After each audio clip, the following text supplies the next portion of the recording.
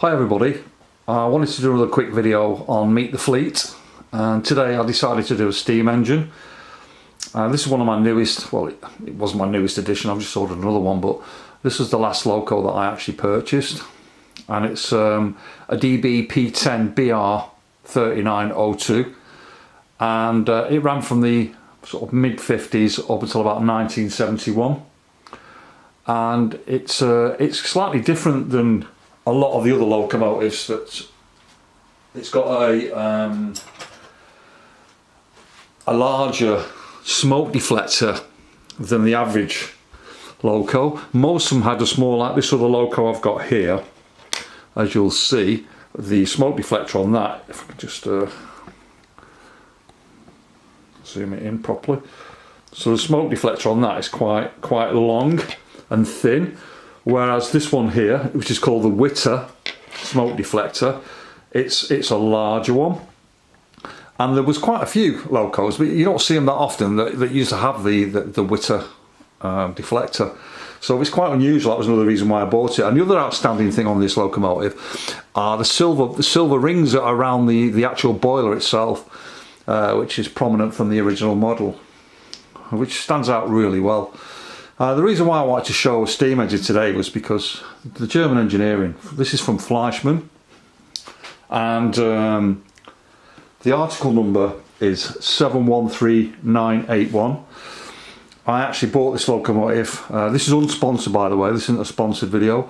This was actually purchased from a company in England called Scograil, and I got this for £211.50.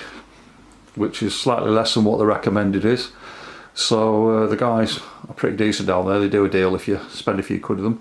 But this particular locomotive, I wanted it because it predominantly pulled goods during the time it was used, and it used to pull coal and freight from Stuttgart to Baden, Wittenberg, and it used to have to go up a 200-metre incline. So that's the reason why this particular locomotive was chosen for that, because it was such a powerful locomotive. Another reason why I buy Fleischmann is because they come in some superb packaging. Let me just show you the box that they come in. Let's pop it in front of the locomotive so you can see it. So I'll pull my camera back a bit so I can get a bit of a shot on this, so everyone can see what the packaging is like. Because for me, this is fantastic. Let me just.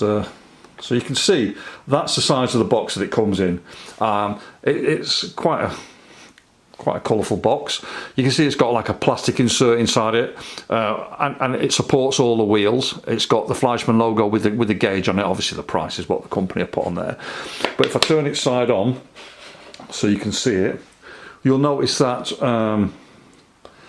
it's got a depiction of the model on the side of the box. It indicates it's DCC, the name, and obviously the item number. They do an analog version of this, which is 713901, I believe. But there's no sound on this Loco. If it had sound, on this corner here, there'd be another little square box with a sound. Let me grab one of my sound Locos. Here's one that I previously did on Meet the Fleet. Let me just pull it over, stick it on top of here. So as you can see from that, just focus it in. You'll notice that it has actually got that that little speaker on there. So that's basically how Fleischmann package their stuff. But let's just open it up so you can see how good it is. When you take the lid off, there's actual, I don't know if you can see it through the light there, but you can actually hold the box there with your hands, and it stops the box flying out your hand. Very clever how they've done that, a bit of an insert there. You get like a plastic cover to cover the top of your Loco. You get a plastic cover for the base of your Loco so it stops it getting dusty. And then you'll probably see that there's information in different languages on there about how you oil the Loco. That's the plastic thing that comes in there. And you'll notice there's like lots of paperwork in the bottom of there. There's also a small ticket in there, which is the QA ticket, and there's information that tells you how to oil the locomotive. There's also a parts component side in there. There's lots of documentation in there, and if it was a sound Loco, it'd also have a document in there regarding the sound on it as well. So you can see the packaging is pretty phenomenal compared to some of our English stuff that we get, like the Dapple or Graham Farish. You know, I've always found their boxes to be a little bit finicky. That's another reason why I enjoy buying Fleischmann stuff. But it's not about the boxes, it's about the Loco. So let's get back onto the Loco here. So as you can see, let's just focus this back in. This is quite a very well detailed locomotive. It's got lights as well. Just put the lights on so you can see them at the front. So when it reverses, the front lights go off and the rear lights come back on, so it can go in both directions. I actually use, let me just grab my box. I use Profi couplings, and what Profi couplings are they're different than the L-shaped standard coupling that you get from British manufacturers, in that, let's see if I can put this so you can see it. It's kind of like, really difficult to see this. I'm not sure I'm going to be able to show you guys. There you go. So you can see it's like really difficult to see, but it's that little clip there, and when you look at it, let me just see if I can get another one out and put them together so you can understand how it works. And this closed coupling mechanism is fantastic, because what it does is it actually, let's put it against, so it clips in dead easy, and then the effect that you get is that the wagons, so let me just shove it to these two at the back here, so you might be able to see. Let me just lift my camera up and just focus into these two wagons at the back here. You might be able to just make out that they're near enough got the bumpers actually touching, and they can go around the corner without them coming off the track, which is fantastic. There's another one there with the so you can see with the container wagon. So the closed coupling effect, what that actually does, it means that you can have you can actually have more wagons in a shorter space than the standard coupling, and that's the reason why I prefer the Profi coupling. And that's the same with all my models. All my models have got Profi couplings on them. It's an additional cost, which is around about £3.5 for two couplings, but in my opinion it's worth the investment, because you get much more on your track. I've got lots of wagons and lots of locomotives, so you know, I like to get as many on as I can to make them realistic, because the Germans run double headers a lot and also run lots and lots of wagons and coaches. So there's no set process, depending on, obviously if they were sending something down a local line, you'd only get like a two coach EMU for a short one, but if it's on a main line, they can have lots of coaches on there, sort of 8, 10, 12, 14, depending on how busy the line is. Not like in the UK, where we're quite stringent with how many coaches that we have, and it's more based on cost really in the UK than what it is on need. So that's the thing about the German stuff. But this particular locomotive, what stands out about this, I've got a Flying Fox, which doesn't run as well as this does. And I kind of like, I'll show you by starting off really slowly. So I'm running off my Z21, so let me just pop it on really slowly, so you'll see it really is nice and slow. There's no juddering at all, and it'll continue to move at that speed for as long as I want it to, and that'll do the same over junctions or around corners. That's how good. And unless the track's dirty, it will continue to move at that pace. So let me just speed it up a little bit so we can see how nice it is.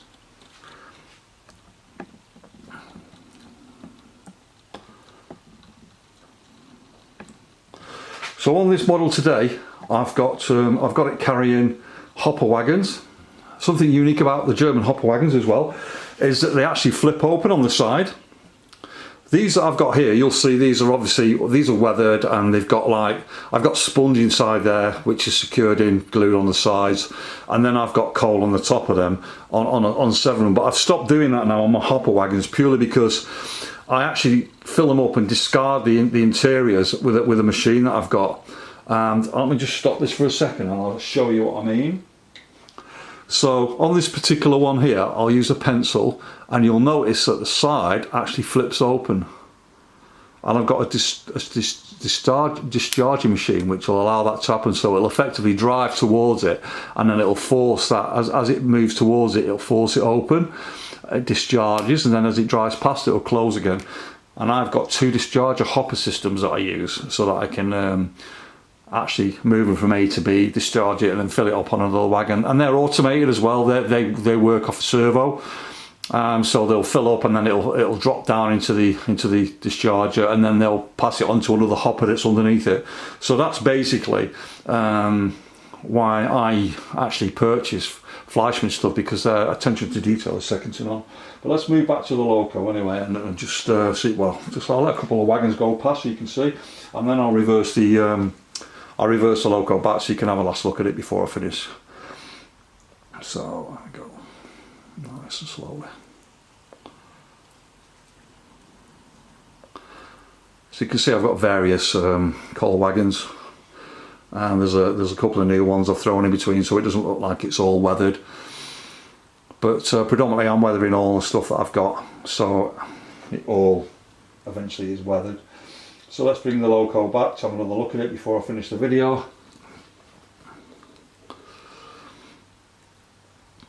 It's a shame that Fleischmann don't do sound steam engines. It's my only sort of criticism of Fleischmann. You've got the likes of Arnold and Trix that are out there. You can fit Zemo chips in them, but I haven't done so as of yet. But I'm possibly going to be looking at that in the future.